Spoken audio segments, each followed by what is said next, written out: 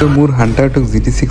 আজি হ'ল ডে 3 আৰু ডে 3 ৰাতিপুৱা হৈ গ'ল অফিচ যাই থাকোঁতে কাণ্ড ভैया ने ठोक दिया और मेरा हाल ऐसा हो गया समझ रहे हो गाइस সৰু এটা এক্সিডেণ্ট হৈ গ'ল মোৰ গাড়ীটো বেন কৰি দিল আৰু ঘূৰি নগ'ল আৰু মামা অহাৰ পিছত আমাৰ কেছটো ছল্ভ হৈ গ'ল আৰু মজাকে মই ওলাই আহিলোঁ আৰু আজি খাতাৰনাক মডিফাই কৰিম গাইছ তো গাইছ কথাটো হ'ল যে বাইকটো কৰিছিলোঁ মডিফাই আৰু বাইকটো মডিফাই কৰিব আজি ঘৰৰ ওচৰতে থকা এটা গেৰেজত আহিছোঁ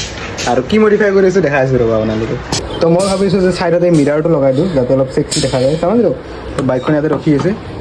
तो बाकी इंस्टॉल करूँ तो बाबू अपना फुल ताकत दिखाते हुए यहाँ पे मिरर फिटिंग करता हुआ और छोटा मोटा जो ये फाइनल लुक देख सकते हो आप लोग कतई जहर लेकिन नहीं किया भाई साहब मैं फाड़े लगी देई चुई लगी एक्सीडेंट होৱাৰ পিছত মোৰ ইণ্ডিকেটাৰটো উৰি আছে ওপৰ ফালে যিয়ে নোখোৱাকৈ কিবা এটাতো লুক আহিছে গাইছ কমেণ্ট কৰি জনাবা আৰু কেনেকুৱা ধৰণৰ মডিফাই কৰিব পাৰি ইয়াতে আপোনালোকে কমেণ্ট কৰি জনাওক মই ভাবিছোঁ যে ফুল্লি মানে কণ্টিনেণ্টেল জিটিয়ে বনাই দিওঁ ইয়াক समझ रहे हो ना কিমান আৰু হাণ্টাৰ চালাই থাকিবি বাবা কম দামত কণ্টিনেণ্টেল জিটি বনাব লাগিব দে আৰু